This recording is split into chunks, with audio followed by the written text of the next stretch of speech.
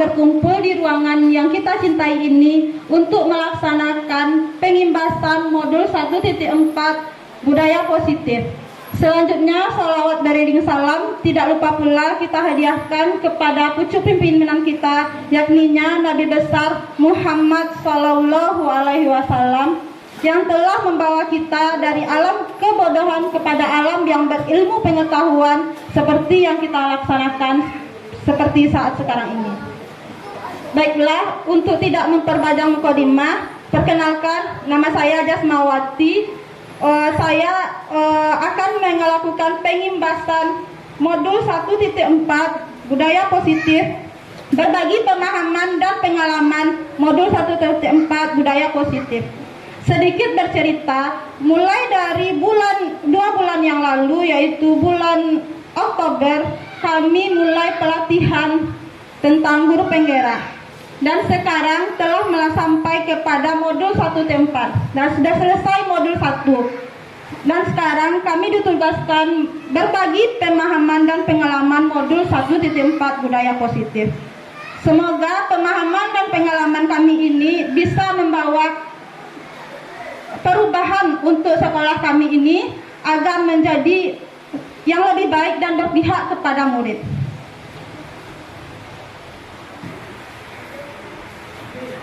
Selamat datang para guru hebat. Mari kita belajar bersama, berkolaborasi, saling mendukung demi mewujudkan disiplin positif di sekolah kita. Salam guru penggerak. Sebelum menjelaskan tentang budaya positif, saya akan menjelaskan dulu tentang tujuan pendidikan. Seperti kita ketahui, Bapak Pendidikan kita adalah Ki Hajar Dewantara. Dan tujuan pendidikan menurut Ki Hajar Dewantara adalah memberikan tuntunan kepada anak untuk mencapai kodrat yang sudah dimilikinya agar mencapai kebahagiaan setinggi-tingginya, baik sebagai manusia maupun sebagai anggota masyarakat. Pendidikan selalu mengalami perubahan, tidak berhenti. Maka pendidikan harus terus bergerak sesuai kodrat alam dan kodrat zaman. Pendidikan adalah tempat persemaian benih-benih kebudayaan. Untuk mencapai peradaban yang diinginkan, pendidikan adalah kuncinya. Karena pendidikan terus bergerak, maka sebagai seorang guru, kita juga harus terus belajar dan bergerak. Kita harus menjadi pembelajar sepanjang hayat. Belajar, dan terus belajar. Jangan sampai kita tertinggal oleh kodrat zaman. Ki Hajar Dewantara mengibaratkan peran pendidik sebagai seorang petani dan anak-anak adalah biji-bijian. Anak-anak adalah biji-bijian yang sudah pada kodratnya. Ada yang jagung, ada yang petani. Nah, jadi kita sebagai guru hanyalah seorang petani. Kita merawat, memberikan pupuk, menjelaskan agar kodrat yang sudah dimiliki anak bersemai sesuai dengan kodratnya, berkembang sesuai dengan kodratnya, berkembang dengan baik. Nah, itulah tugas pendidikan. Jadi, pendidik hanya sesuai dengan kodrat yang sudah dimiliki anak, mengikuti alur yang ada sudah sesuai dengan kodrat anak. Jangan sampai anak itu bakatnya adalah menyanyi. Kita mengharapkan anak menjadi pelukis. Nah, itu tidak sesuai dengan kodrat anak. Maka anak yang mempunyai bakat menyanyi, kita arahkan menjadi penyanyi. Anak yang mempunyai bakat pelukis, kita arahkan menjadi pelukis.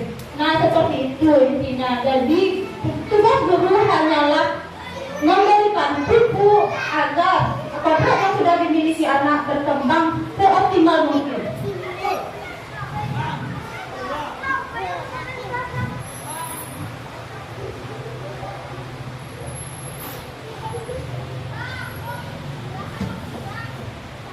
Nah, baru kita lanjut tentang budaya positif. Apa itu budaya positif?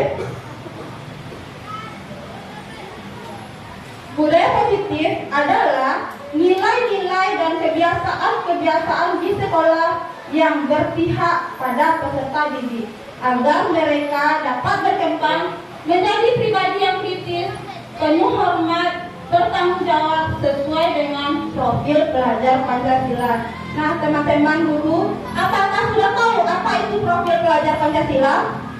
Ada berapa dimensi profil pelajar Pancasila? Belum. Nah, di sini kita akan sama-sama belajar apa itu profil pelajar Pancasila dan ada berapa dimensi profil pelajar Pancasila. Nah, ini ada 6 dimensi profil pelajar Pancasila. Ini yang tujuan pendidikan yang harus kita terapkan kepada siswa, yaitu yang pertama, beriman dan bertakwa kepada Tuhan Yang Maha Esa. Nah, jadi kita mengarahkan anak agar anak tersebut beriman dan bertakwa kepada Tuhan Yang Maha Esa.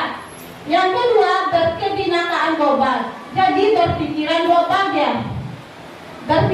Yang ketiga, bergotong royong. Jadi siswa memiliki sikap gotong royong dalam dirinya. Yang keempat, kreatif. Jadi kita sebagai guru harus membuat siswa agar kreatif. Cara menerapkan siswa agar kreatif, tentu guru juga harus kreatif.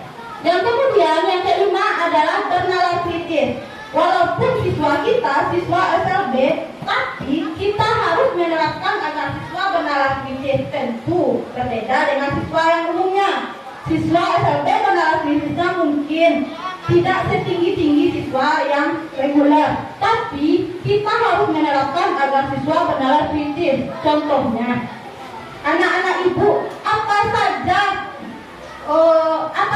kebutuhan yang diperlukan dalam berkendaraan. Nah, kan siswa berpikir, apa itu kebutuhannya? Itu contoh siswa bernalar kritis. Lanjut, anak-anak ibu pernah nggak berbonceng di jalan raya? Nah, kita ajukan pertanyaan-pertanyaan yang membuat siswa berpikir. Bukan siswa didikte, tapi siswa berpikir. Guru meluruskan, itulah tujuan pendidikan yang sebenarnya. Nah, kemudian mandiri. Mandiri, kita harus mengupayakan agar siswa mandiri, tidak bergantung kepada gurunya. Nah, inilah 6 dimensi profil pelajar Pancasila di kurikulum Merdeka. Ini guru harus tahu agar guru bisa menerapkan tujuan pendidikan yang sesungguhnya, yang sesuai dengan Ki Hajar Dewantara. Nah, selanjutnya konsep-konsep yang akan saya terangkan dari modul budaya positif adalah perubahan paradigma, disiplin positif, kebutuhan dasar manusia, motivasi perilaku manusia, restitusi atau posisi kontrol guru, keyakinan kelas, dan segitiga restitusi. 1. Perubahan paradigma. Pembelajaran dengan paradigma baru adalah pembelajaran yang berorientasi pada penguatan kompetensi dan karakter yang sesuai dengan nilai-nilai profil pelajar Pancasila seperti yang tadi saya terangkan. Ada 6 dimensi profil pelajar Pancasila. Jadi berorientasi pada penguatan kompetensi. Jadi kompetensi itu yang harus kita upayakan agar berkembang sebagus-bagusnya kepada siswa. Yang kedua, pembelajaran dengan paradigma baru memastikan praktik pembelajaran berpusat pada murid, yang mana setiap murid belajar sesuai dengan kebutuhan dan tahap perkembangannya. Nah, setiap siswa mempunyai kebutuhan yang berbeda dan tahap perkembangan yang berbeda. Guru harus mengetahui karakter yang dimiliki siswa agar tercipta tujuan pembelajaran yang sesuai dengan karakter siswa masing-masing. Misalnya, siswa yang mempunyai karakter suka belajar di luar.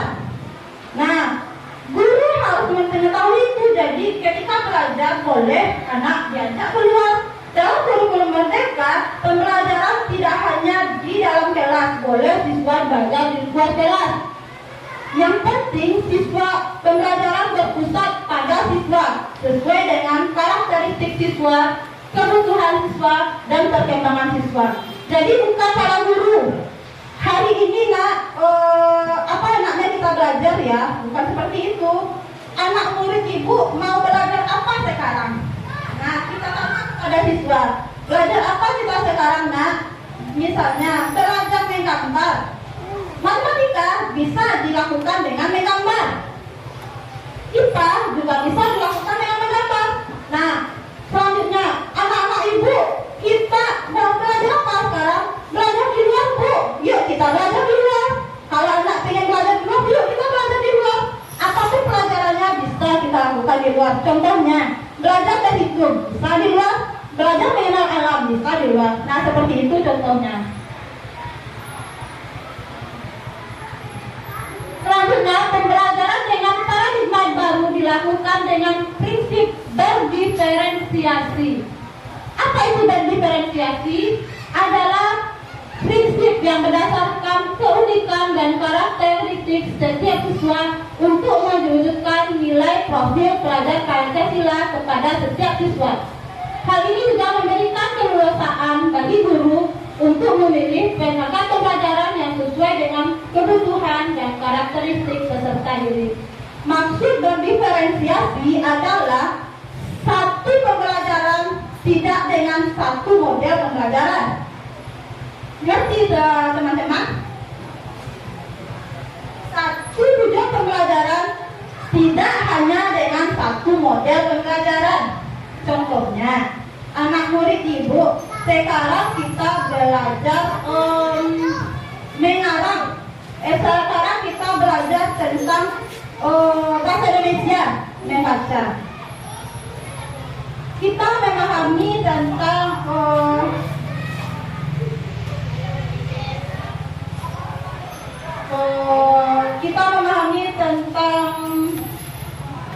pantai. Kita memahami tentang pantai. Anak-anak ibu tahu tentang pantai? Nah, coba gambarkan pantai menurut anak-anak murid ibu. Nah, itu sudah bernalar kritis sesuai dengan nilai-nilai profil Pancasila. Siswa berpikir bernalar kritis. Nah, terangkan pembelajarannya yang berdiferensiasi adalah ada siswa yang suka melukis, ada siswa yang suka mendongeng, ada siswa yang suka bercerita. Mungkin dia tidak suka menulis, tapi dia suka bercerita di depan kelas. Nah, guru harus mengetahui karakteristik dan keunikan khusus siswa, jadi siswa tidak terbebani dalam belajar. Nah, jadi siswa yang suka mendongeng atau membuat dongeng boleh menceritakan pantun dengan cara membuat karangan.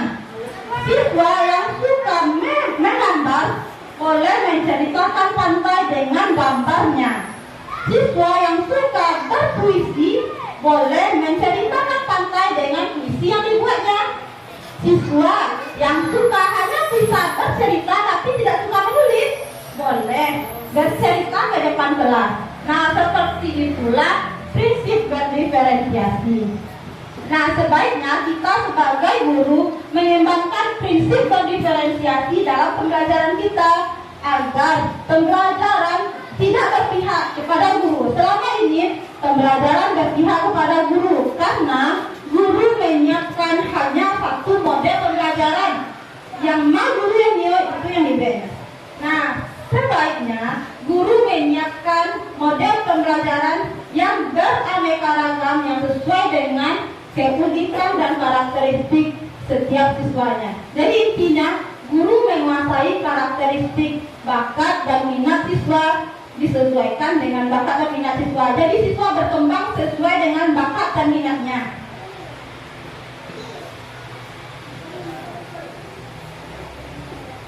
Yang kedua, disiplin positif. Apa makna disiplin? Apa makna disiplin Bapak Ibu?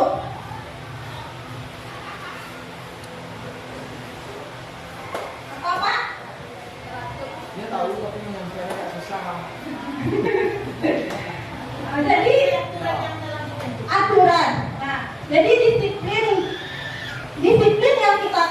adalah aturan, itu disiplin, dan kepatuhan pada peraturan yang disiapkan oleh sekolah. Kata disiplin juga sering dihubungkan dengan hukuman. Siapa siswa yang tidak disiplin akan diberikan hukuman. Padahal itu sungguh berbeda, karena belajar dengan disiplin tidak harus dengan memberikan hukuman. Disiplin positif adalah cara penerapan yang bertujuan untuk menumbuhkan kesadaran siswa. Jadi tumbuh dari dalam diri siswa, sadar siswa itu, serta membudayakan siswa untuk melakukan sesuatu tanpa sogokan, ancaman, apalagi hukuman. Jadi dalam diri siswa, intrinsik siswa, motivasi intrinsik siswa untuk mematuhi semua yang sesuai dengan nilai-nilai universal, kebajikan universal. Kita sebagai pendidik harus mampu menciptakan disiplin diri sehingga mereka mampu berperilaku sesuai dengan nilai-nilai kebajikan universal dan memiliki motivasi intrinsik, bukan ekstrinsik. Nah, motivasi intrinsik ini adalah motivasi dari dalam diri siswa. Jadi siswa seperti anak terlambat mengikuti upacara.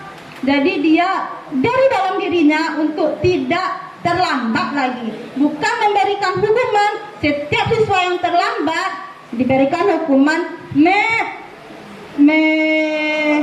mencabut rumput, membersihkan WC. Nah, itu adalah hukuman. Itu adalah disiplin negatif. Anak akan mematuhi hukuman itu, anak tahu, tapi tidak dari dalam dirinya, tidak ingin dia untuk, pasti setelah berikutnya dia akan melanggar juga, karena dari dalam dirinya tidak tahu apa maknanya sebenarnya disiplin itu. Nah, kita sebagai guru harus menciptakan motivasi intrinsik dari siswa. Jadi dari dalam diri siswa itu yang ingin berubah. Nah, inilah contoh disiplin positif adalah peraturan kelas. Nah, biasanya kita sebut peraturan kelas. Peraturan kelas kita ubah jadi keyakinan kelas. Kita buat keyakinan kelas apa yang dihargai oleh siswa itu. Jadi dimulai dari kelas dulu. Apa yang dihargai oleh siswa itu, misalnya siswa tidak boleh meribut di kelas. Nah, kita buat kesepakatan kelasnya. Menghormati sesama. Nah, dari keyakinan kelas akan tercipta lingkungan positif sekolah. Kemudian akan tercipta dari budaya positif. Tentu hal ini tidak akan mudah, ya nak Bapak Ibu. Untuk merubah kebiasaan yang sudah terjadi dan yang sudah lama terjadi itu bukanlah hal yang mudah. Nah, tapi kalau tidak berubah, kalau tidak dimulai dari sekarang, kapan lagi kita akan berubah? Kalau kita sudah tahu, sebaiknya kita berubah. Kalau bukan kita, siapa lagi yang akan memulainya? Nah, seperti itu. Nah, tadi nih, tujuan dari disiplin positif adalah nilai-nilai kebajikan universal. Nilai-nilai kebajikan universal adalah sifat-sifat positif manusia yang merupakan tujuan mulia yang ingin dicapai setiap individu atau siswa kita. Setiap perilaku memiliki tujuan. Dengan mengaitkan nilai-nilai kebajikan yang diyakini oleh siswa, maka motivasi intrinsiknya akan terbangun, sehingga menggerakkan motivasi dari dalam diri siswa untuk mencapai tujuan mulia yang diinginkan. Nilai-nilai kebajikan universal adalah dimensi profil pelajar Pancasila yang enam tadi, yaitu beriman bertakwa kepada Tuhan Yang Maha Esa dan berakhlak mulia, mandiri, bernalar kritis, berkebinekaan global, bergotong royong, dan kreatif. Nah, inilah tujuan pendidikan yang sesungguhnya, yaitu siswa memahami nilai-nilai kebajikan universal. Yang ketiga, kebutuhan dasar manusia. Seperti yang saya katakan tadi, setiap perilaku siswa pasti memiliki tujuan. Tujuan karena untuk memenuhi kebutuhan dasar. Setiap tindakan murid dilakukan untuk memenuhi kebutuhan dasar mereka. Ada 5 kebutuhan dasar yang harus dipenuhi oleh setiap manusia, termasuk peserta didik kita, yaitu kebutuhan bertahan hidup. Bertahan hidup ini contohnya pangan, sandang, kebutuhan untuk hidupnya. Yang kedua, kasih sayang dan rasa diterima. Siswa butuh kasih sayang dari gurunya, kasih sayang dari teman-temannya. Setiap siswa, misalnya siswa ingin keluar, mungkin siswa itu ingin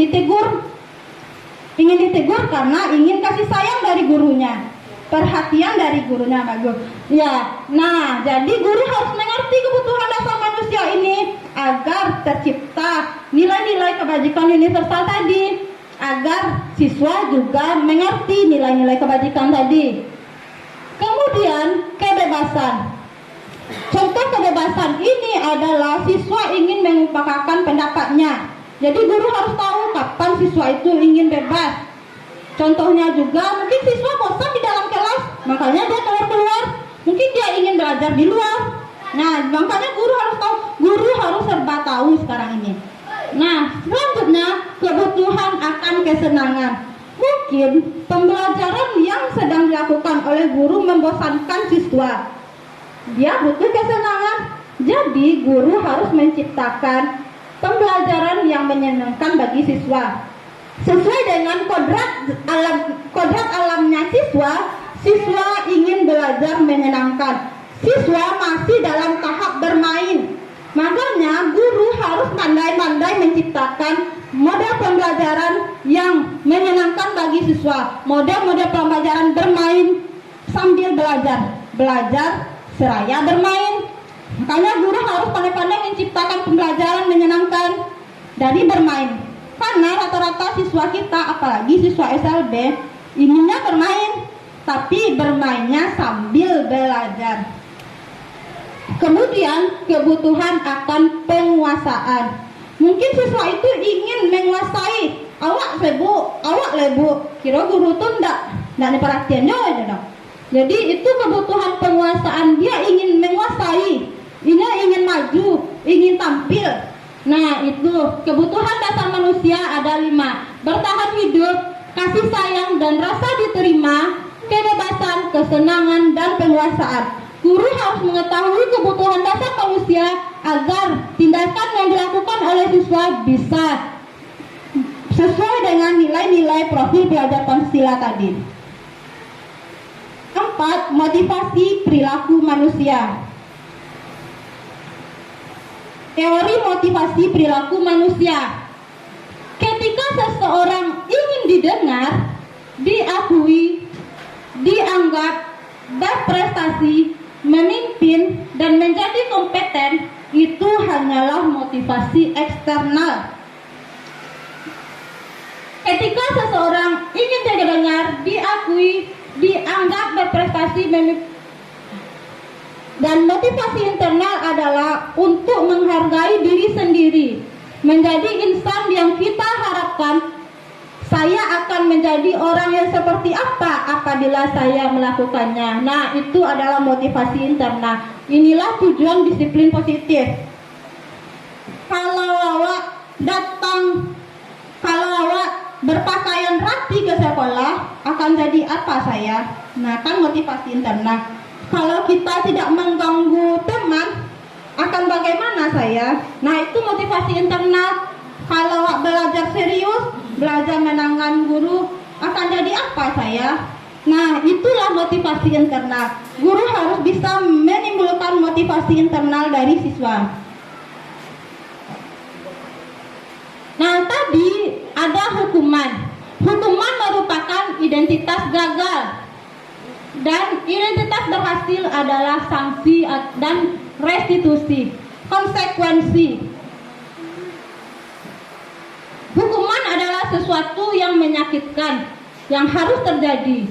Sedangkan konsekuensi sesuatu yang harus terjadi, tapi tidak menyakitkan. Anak paham itu harus terjadi. Sedangkan restitusi merupakan pilihan. Siswa yang melakukan pilihan tersebut. Hukuman akan membuat siswa tidak nyaman. Konsekuensi tidak nyaman untuk murid atau anak untuk jangka panjang waktu pendek. Restitusi menguatkan murid atau anak dalam jangka waktu panjang. Hukuman, siswa menjadi korban dari tidak keadilan. Konsekuensi, korban bisa diabaikan. Restitusi, korban mendapat ganti. Nah, contoh dari hukuman seperti tadi. Seperti contohnya siswa merobek tulisan temannya, merobek tulisan yang sudah dibuat temannya. Nah, kalau hukuman disuruh siswa berdiri di depan kelas, itu adalah contoh hukuman. Sedangkan konsekuensinya, kalau siswa merobek tulisan yang sudah dibuat teman, konsekuensinya siswa menyalin lagi tulisan tersebut. Itu adalah contoh konsekuensi apa yang harus dilakukan siswa untuk agar tidak terjadi pertentangan. Itu adalah konsekuensi. Sedangkan restitusi nanti akan saya jelaskan lebih lagi. Jadi, hukuman adalah identitas gagal, konsekuensi dan restitusi adalah identitas berhasil. Tapi sebaiknya guru melaksanakan restitusi, bukan konsekuensi. Nah, ini adalah restitusi. Posisi kontrol guru. Posisi kontrol guru adalah 5. Nah, ketika saya belajar modul ini, saya merasa tergelitik, tersentak, karena ini yang sering saya lakukan. Mungkin teman-teman nanti juga akan menyadari apa yang sudah dilakukan, apa kesalahan-kesalahan yang sudah dilakukan setelah ada nanti videonya. Posisi kontrol guru yang sering terjadi adalah penghukum, pembuat orang merasa bersalah, teman, pemantau atau monitor, dan manajer. Posisi yang terbaik adalah posisi manajer. Tapi kebanyakan guru adalah posisi penghukum, pembuat orang merasa bersalah, dan yang paling terbaik yang sering terjadi adalah teman merasa dekat dengan siswanya. Ini adalah video tentang 5 posisi kontrol guru.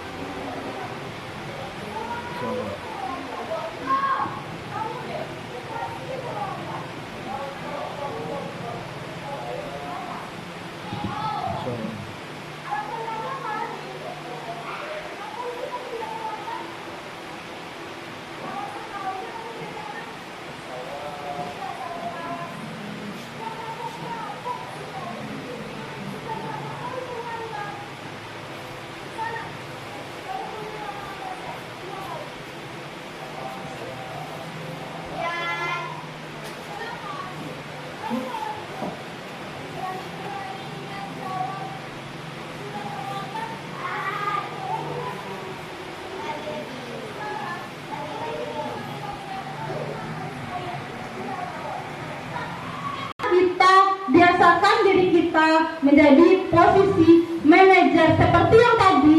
Mungkin untuk berubah itu sangat sulit, tapi dimulai dari diri sendiri. Sedikit-sedikit kita berubah agar tercipta pembelajaran yang berpihak kepada murid. Jadi pembelajaran yang berpihak kepada murid, menghargai diri murid itu bagaimana diri siswa itu sendiri. Kemudian guru dengan membuat orang merasa bersalah selalu berceramah, menunjukkan kekecewaan yang mendalam. Kalau mau deko, biko ibu kali berang biko nak. Pasti kita sering mengatakan seperti itu. Biko ibu kali Arya, biko sama ibu kepala sekolah. Jangan ibu jangan kalau aja. Biko kali Arya ibu biko. Jujur, saya yang sudah mempelajari ini kadang masih membuat orang merasa bersalah. Karena untuk merubah itu mungkin sulit, tapi perlahan-lahan kita harus merubah diri kita. Karena kita sudah tahu, sedikit-sedikit dirubah agar tercipta pembelajaran yang menyenangkan, yang sesuai dengan berpihak kepada siswa tersebut. Kemudian posisi kontrol teman akan selalu membuat alasan-alasan untuk muridnya. Jadi posisi kontrol teman ini siswa awak dakek ke siswa kok.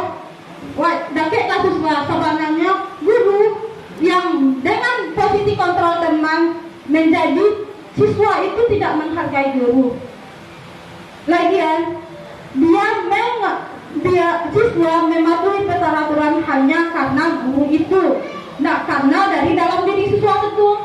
Nah, sedangkan posisi pemantau akan menghitung dan mengukur apa peraturannya, apa konsekuensinya, apa yang sudah kamu lakukan, bukan dari dalam diri siswa. Sedangkan posisi manajer seperti yang tadi, siswa berpikir sendiri apa yang sudah dilakukannya, apakah betul atau salah yang dilakukan itu, apa penyebabnya. Seperti yang kita tahu tadi, setiap tindakan siswa pasti ada tujuannya. Jadi kita tanya dulu, apa penyebab siswa melakukan itu. Nah, kita tanyakan keyakinan kelasnya. Apa keyakinan kelas yang tidak sesuai dengan yang dilakukan siswa. Kemudian, apakah siswa mau merubahnya? Bagaimana cara merubahnya? Jadi yang menimbulkan jalan keluarnya bukan guru. Awak harus ikoi-ikoi ya, tidak seperti itu. Tapi siswa muncul dari dalam diri siswa. Oh iya, salah bu. Bagaimana caranya merubahnya? Siswa yang muncul. Oh, awak harus kayak gitu, siswa bu. Bilang kamu bisa aja itu, siswa bu. Sebenarnya siswa, iya bu. Jadi siswa itu dari dalam dirinya ingin merubah, bukan karena guru, bukan karena peraturan.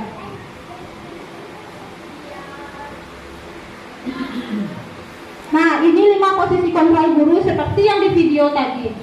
Penghukum, seorang penghukum bisa menggunakan hukuman fisik maupun verbal. Hukuman verbal mungkin tidak berbekas, tapi langsung mengena di hati siswa, berbekas kepada siswa. Mungkin kita juga punya pengalaman waktu sekolah dulu, pasti punya guru yang killer, pasti kena sama awak. Nah, sama juga seperti siswa kita, jangan sampai siswa kita menjadikan kita guru yang killer. Berbekas sama kalau dapet siswa itu sanang beraja sama awak. Nah, itu yang harus diterapkan. Kemudian, pembuat rasa bersalah. Biasanya guru ini akan bersuara lemah lembut, tetapi membuat siswa bersalah. Nah, ditutup Biko ibu kan ada berang Biko. Iya bu, ibu di siswa.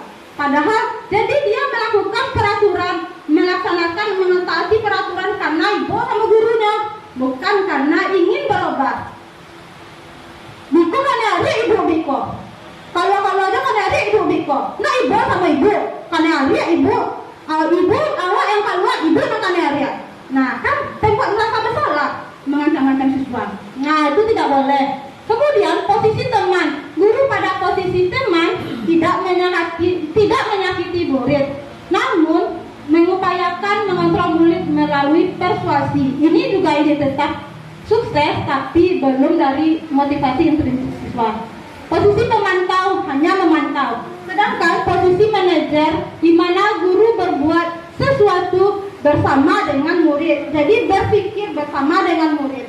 Mempersilahkan murid mempertanggungjawabkan apa perilaku yang sudah dilakukan dan mendukung murid agar menemukan solusi atas permasalahannya sendiri. Siswa yang menemukan solusi, bukan guru. Itulah posisi manajer. Nah, bisa awak kawan-kawan guru-guru untuk selanjutnya berubah menjadi dari posisi penghukum, pembuat rasa bersalah, teman atau pemantau menjadi posisi manajer. Nah, bisa ibu, bapak-bapak. Sebenarnya Boleh. Sebenarnya semua kelima posisi ini sudah kami lakukan. Kami mencari tahu di mana titik kelemahan anak ini. Contoh saja sampai kita sampaikan ke anak yang berat dan pandai. Itu kan kita coba berbagai macam hukuman dicoba, restitusi dicoba, sebagai teman pun dicoba. Dan akhirnya bagaimana? Dia mampu untuk melaksanakan upacara setiap Senin. Itu sudah kelima itu kami cobakan. Bukan kami terfokus pada hukuman satu, tidak. Berteman juga kami duduk di masjid itu berteman dengan bicara apa masalahnya kalau terlambat. Nah, sebagai teman itu sebenarnya sudah kita lakukan. Cuman belum terorganisir dengan baik. Yang mana yang seharusnya yang paling pantasnya itu. Gitu, Nah, ya terima kasih Pak Herman. Jadi mungkin semuanya sudah kita lakukan, tapi tahap-tahap melakukan restitusi itu ada tahap-tahapnya. Nanti kita akan pelajari. Jadi kita mungkin sudah melakukan restitusi, tapi belum sesuai dengan tahap-tahapnya. Disinilah kita akan belajar bagaimana tahap-tahap melakukan segitiga restitusi agar posisi kontrol guru kita berubah dari posisi penghukum, pembuat rasa bersalah, teman, pemantau menjadi posisi manajer. Nanti kita akan belajar sama-sama.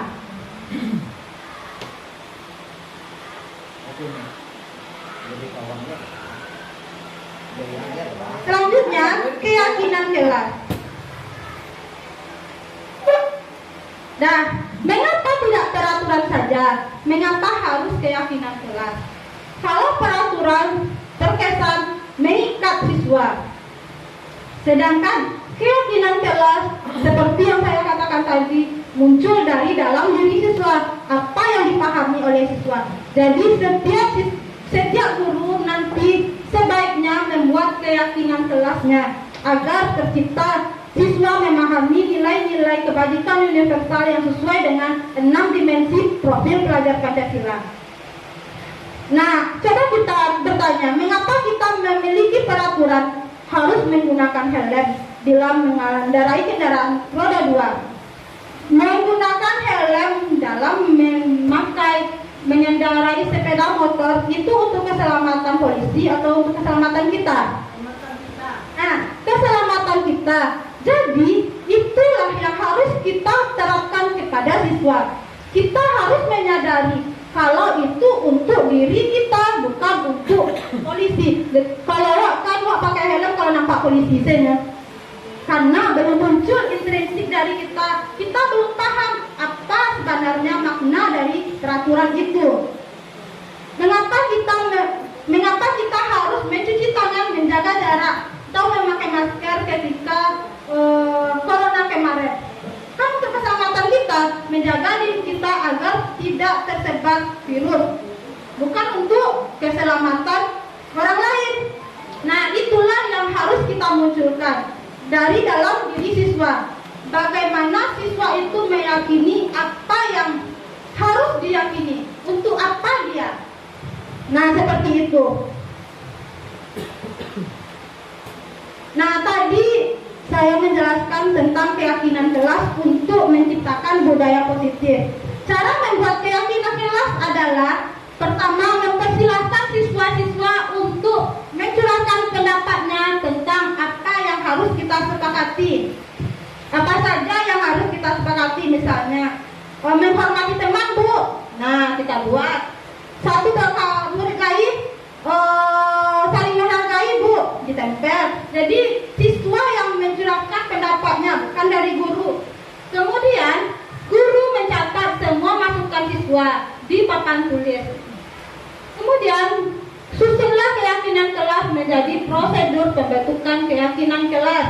Kita ganti kalimat-kalimat negatif menjadi kalimat positif. Contohnya, tidak boleh berkelahi. Kan kata negatif, kalimat negatif itu. Nah, kita ganti jadi bentuk kalimat positif, menghargai teman. Nah, tidak boleh kalimatnya kalimat negatif, harus kalimat positif. Nah, kemudian tinjau lagi pendapatnya yang sudah dicatat tadi. Kemudian tinjau lagi keyakinan kelas secara bersama-sama agar siswa lebih memahami apa keyakinan kelas yang akan kita sepakati. Sebaiknya tidak banyak-banyak, antara 3-7, agar siswa jadi tidak bingung. Siswa menjadi mengerti, paham apa keyakinan yang harus disepakati di kelas kita. Selanjutnya, setelah keyakinan kelas dibuat, semua warga kelas dipersilahkan meninjau ulang dan menyetujui atau menandatangani keyakinan kelas tersebut, termasuk juga guru. Guru juga harus menyetujui keyakinan kelas tersebut. Keyakinan kelas selanjutnya diletakkan di dinding kelas agar nampak oleh siswa. Agar bisa siswa teringat terus apa yang sudah disepakatinya. Nah, inilah yang tadi Pak Herman tanyakan, segitiga restitusi. Tahap-tahap yang kita harus kita lakukan untuk mencapai posisi manajer tadi.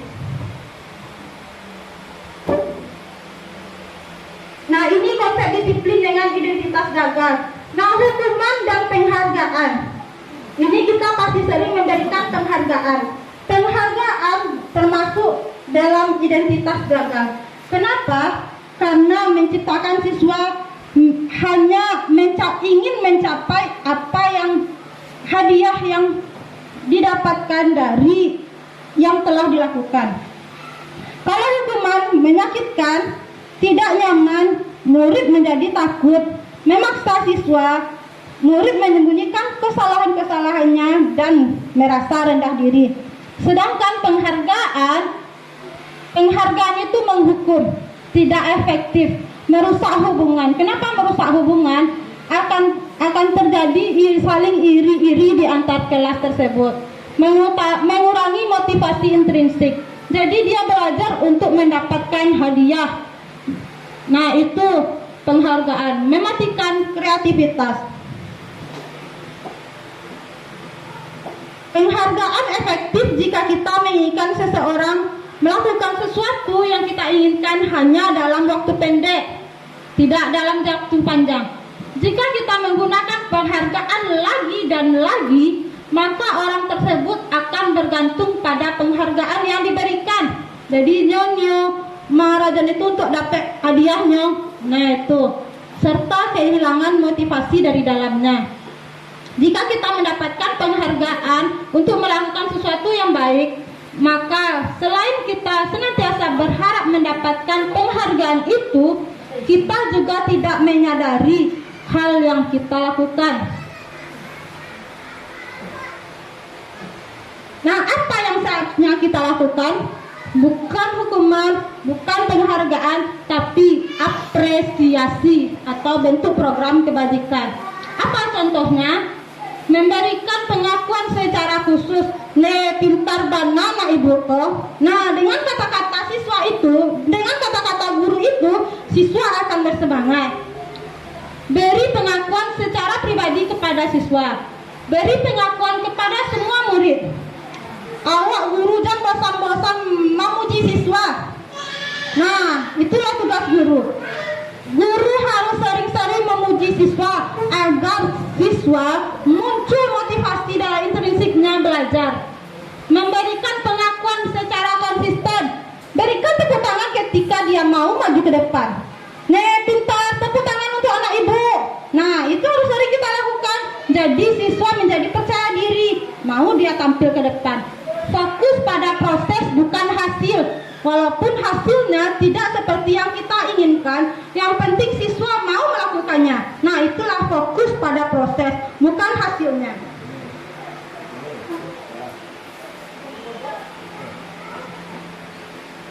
Nah, inilah restitusi. Apa itu restitusi? Restitusi adalah proses menciptakan kondisi bagi murid untuk memperbaiki kesalahannya agar bisa menjadi karakter yang lebih kuat. Karakter apa? Karakter nilai profil pelajar Pancasila tadi. Ada berapa Bapak Ibu nilai profil pelajar Pancasila dimensinya? Ada 6. Yang pertama, beriman dan bertakwa kepada Tuhan Yang Maha Esa dan berakhlak mulia. Yang kedua, berkebinekaan global. Ketiga, mandiri, gotong royong, bernalar kritis. Nah, ciri-ciri restitusi bukan menembus kesalahan, namun belajar dari apa kesalahan siswa tersebut. Memperbaiki hukuman.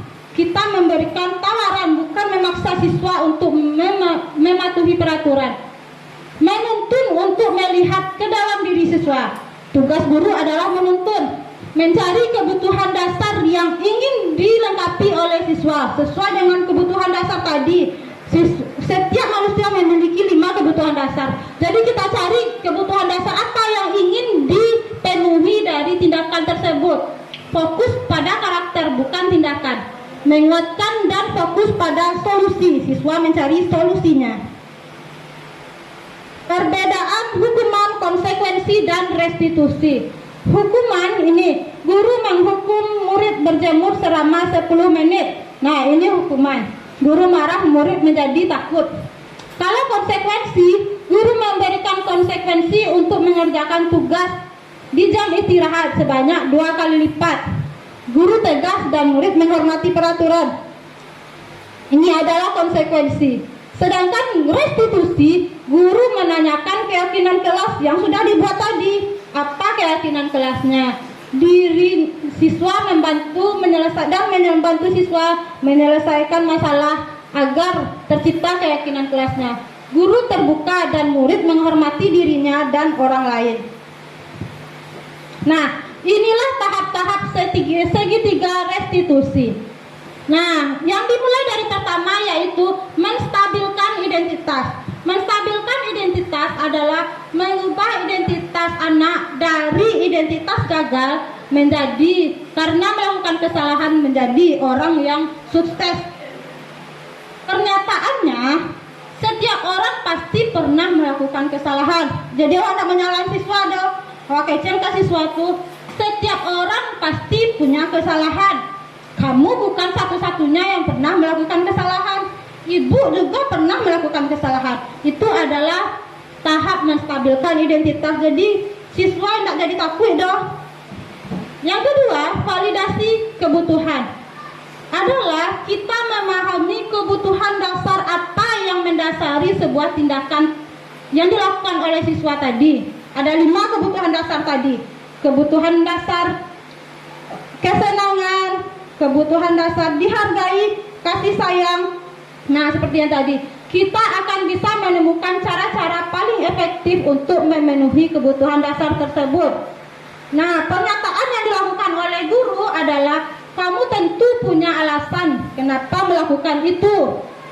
Kemudian, adakah cara yang lebih efektif untuk mendapatkan apa yang kamu butuhkan? Nah, itu contoh kalimat dari validasi kebutuhan. Tahap yang terakhir adalah menanyakan keyakinan. Kita tanyakan setelah melakukan langkah 1 dan 2, maka akan siap untuk dihubungkan dengan nilai-nilai yang dipercaya. Tentu nilai-nilai kebajikan 6 dimensi profil pelajar Pancasila yang tadi, dan berpindah dari menjadi orang yang diinginkan. Pernyataannya yang dilakukan oleh guru adalah keyakinan kelas apa yang telah kita yakini. Kamu ingin menjadi orang seperti apa? Nah, kita tanyakan kepada siswa.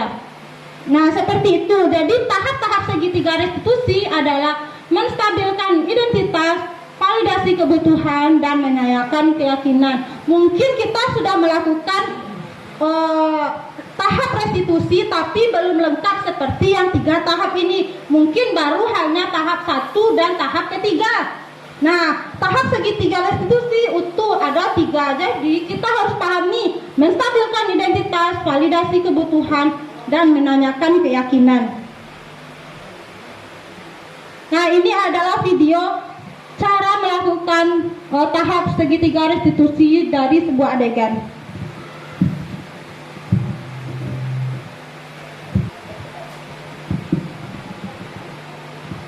Nah, ini adalah contoh dari guru yang melakukan posisi manajer dengan menerapkan tahap segitiga restitusi. Inilah tahap segitiga restitusi yang utuh. Jadi kita tidak menyalahkan siswa, kita tanya kepada siswa, apa penyebabnya? Pertama kita tanya, tidak semua orang juga melakukan kesalahan. Tidak kamu saja yang melakukan kesalahan. Kalau ibu di posisi itu, mungkin ibu juga akan marah. Nah, itu adalah tahap menstabilkan identitas. Kemudian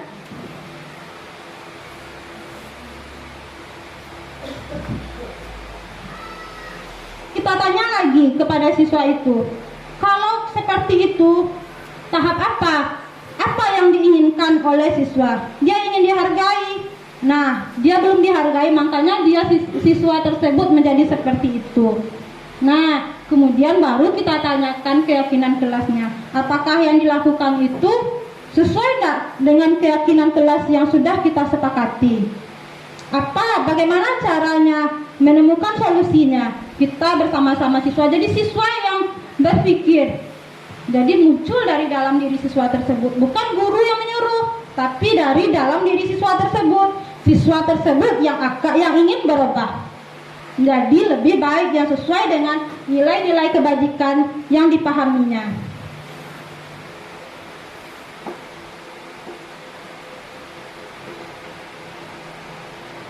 Nah, ini adalah kesimpulannya.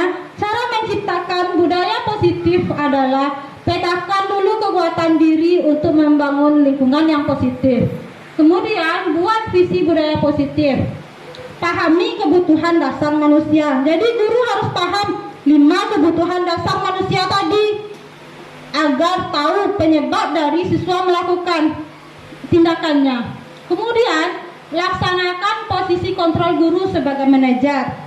Laksanakan posisi kontrol guru sebagai manajer dengan melaksanakan tahap segitiga restitusi yang sudah kita pelajari tadi.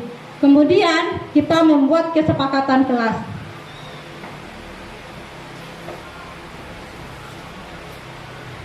Terima kasih. Nah, mungkin hanya itu penyampaian materi berbagi pemahaman dan pengalaman tentang budaya positif yang sudah saya pahami di pelatihan guru penggerak angkatan 7. Mungkin ada pertanyaan dari teman-teman guru tentang apa yang sudah saya bagikan tadi. Dipersilahkan kepada teman-teman.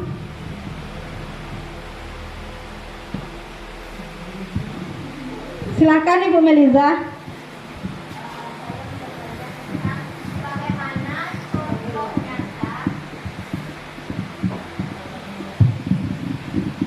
Baiklah, saya akan bertanya tentang bagaimana contoh nyata penerapan budaya positif di sekolah. Terima kasih. Nah, terima kasih atas pertanyaannya yang sangat bagus tadi. Contoh nyata penerapan budaya positif di sekolah.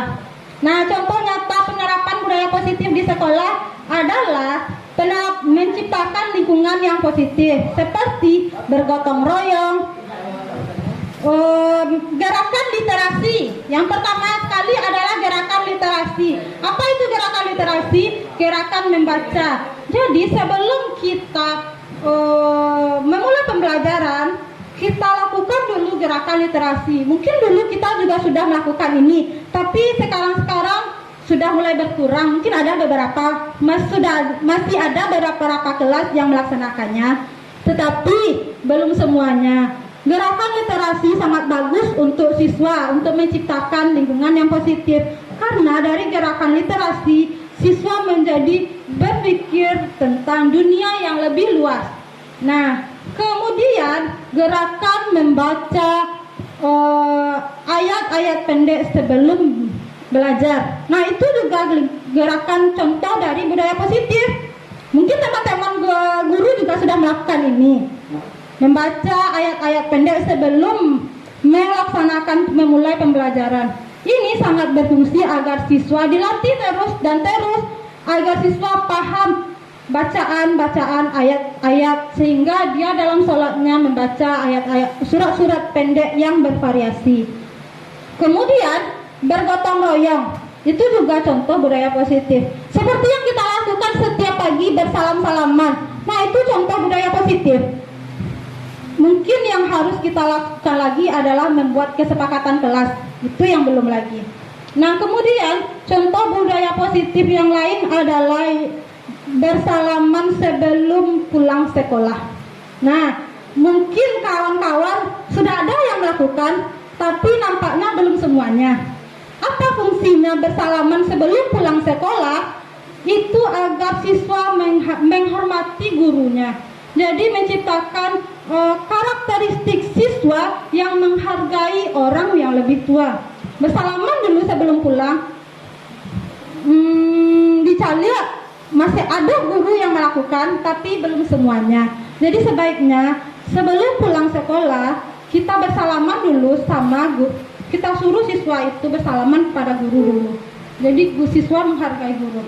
Nah, itu contoh budaya positif untuk menciptakan lingkungan positif di sekolah kita. Nah, selanjutnya dipersilahkan lagi kalau ada yang masih mau bertanya. Saya berarti awak disuruh bertanya, oke? Saya disuruh bertanya, mau berarti.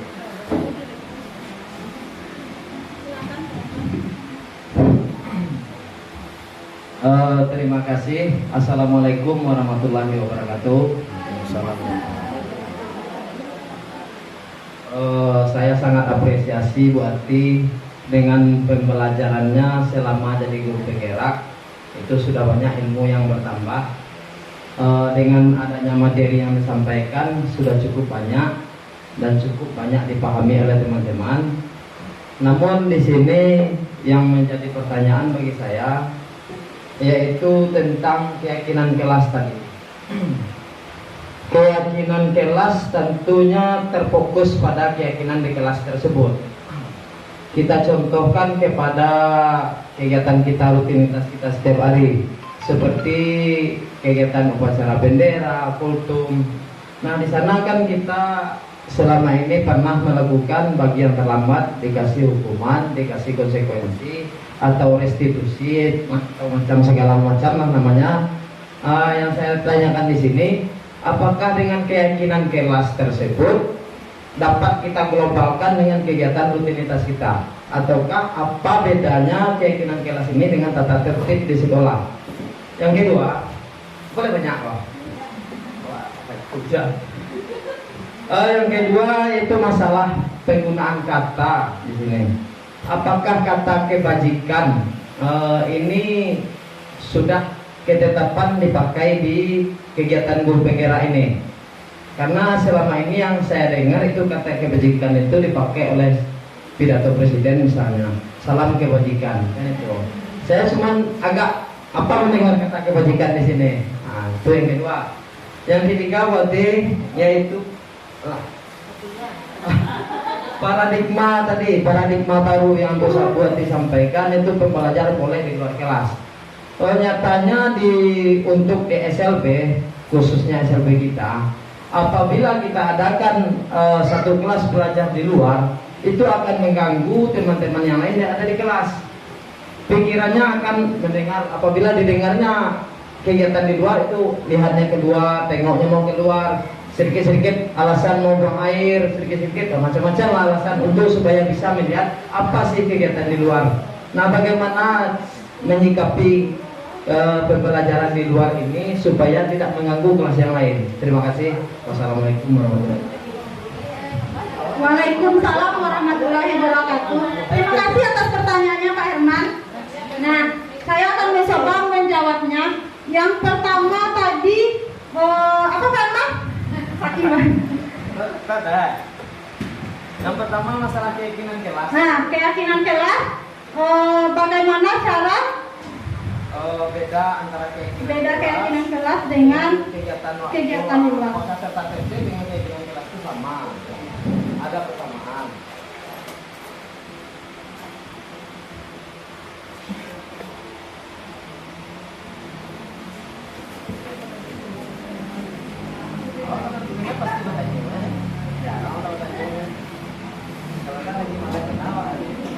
Nah, ini adalah bentuk dari lingkaran keyakinan kelas. Keyakinan kelas ada di kelas. Dari keyakinan kelas yang dipahami oleh siswa, tentu setiap kelas harus punya keyakinan kelas. Bukan hanya misalnya karena Wati guru penggerak, jadi hanya kelas Wati punya keyakinan kelas. Tentu bukan seperti itu. Makanya dibagikan pemahaman dan pengalaman seperti ini agar semua kelas nanti mempunyai keyakinan kelas masing-masing. Nah, berbeda-beda, mungkin berbeda-beda, tetapi intinya adalah nilai-nilai kebajikan kebajikan universal, 6 dimensi profil pelajar Pancasila yang tujuan dari pendidikan yang tadi sudah kita pelajari. Muaranya adalah itu. Dengan kata-kata yang berbeda mungkin, tapi intinya adalah dimensi profil pelajar Pancasila tersebut. Nah, dari keyakinan kelas, setiap kelas akan menimbulkan nanti lingkungan yang positif di sekolah. Nah, bukan lagi peraturan kelas, tapi terciptalah budaya positif di sekolah. Jadi nanti dari setiap kelas siswa sudah memahami apa keyakinan kelasnya, akan tercipta nanti budaya positif di sekolah ini. Lingkungan yang positif sehingga tercipta budaya positif. Nah, terciptalah nanti siswa yang memahami apa itu inti dari peraturan sekolah ini. Jadi siswa bukan terikat dari peraturan, tapi dia mau melakukan peraturan itu dari dalam dirinya sendiri. Nah, seperti itu Pak Herman.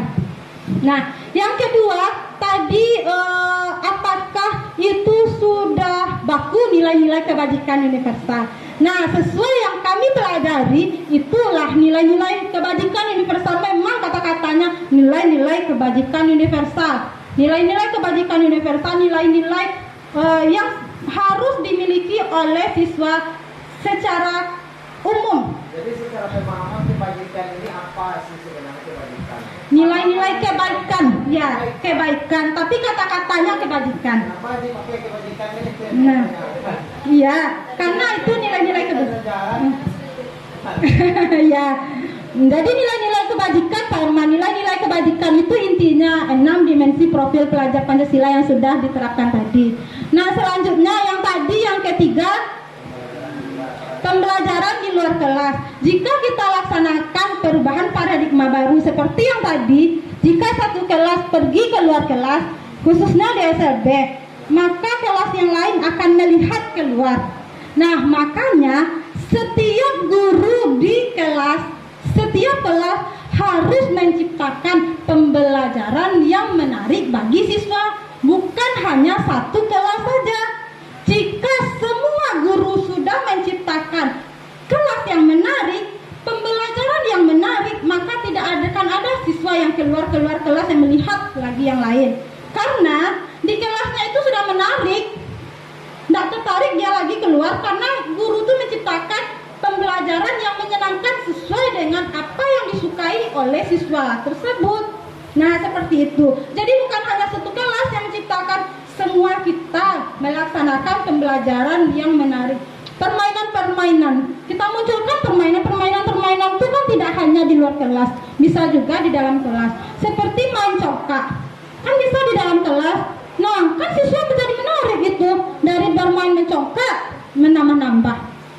Bisa itu, jadi siswa menarik. Dari setiap guru menciptakan pembelajaran yang menarik, tidak akan ada siswa yang pergi-pergi melihat kalau keluar anak yang lain keluar. Nah, seperti itu Pak Herman. Bagaimana Pak Herman? Nah, terima kasih atas pertanyaannya. Ya, karena ada setiap pembelajaran memiliki tujuan masing-masing. Setiap pembelajaran memiliki tujuan masing-masing. Nah, itu guru yang harus mengetahui apa yang diinginkan oleh siswa, apa bakat siswa, apa minat siswa tersebut. Teman-teman guru siap untuk berubah? Ya. Dari pemahaman tersebut ada dua yang harus kita berubah. Yang pertama, menciptakan pembelajaran yang berpusat kepada siswa, pembelajaran yang menyenangkan bagi siswa kita. Siap untuk menciptakan pembelajaran yang menyenangkan bagi siswa? Nah, kita mulai dari sekarang. Kalau bukan kita, siapa lagi? Kalau bukan sekarang, kapan lagi? Nah, seperti itu. Nah, selanjutnya kita ciptakan lagi budaya positif. Jangan lagi menjadi posisi kontrol yang penghukum, pembuat rasa bersalah, posisi kontrol teman, dan posisi kontrol manajer. Kita pahami lagi, belajar, walaupun juga masih belajar. Jadi kita seorang guru harus menjadi pembelajar sepanjang hayat. Belajar, dan selalu belajar untuk menjadi lebih baik. Kita upayakan agar kita bisa mencapai posisi kontrol manajer. Bisa? Siap? Insya Allah, terima kasih.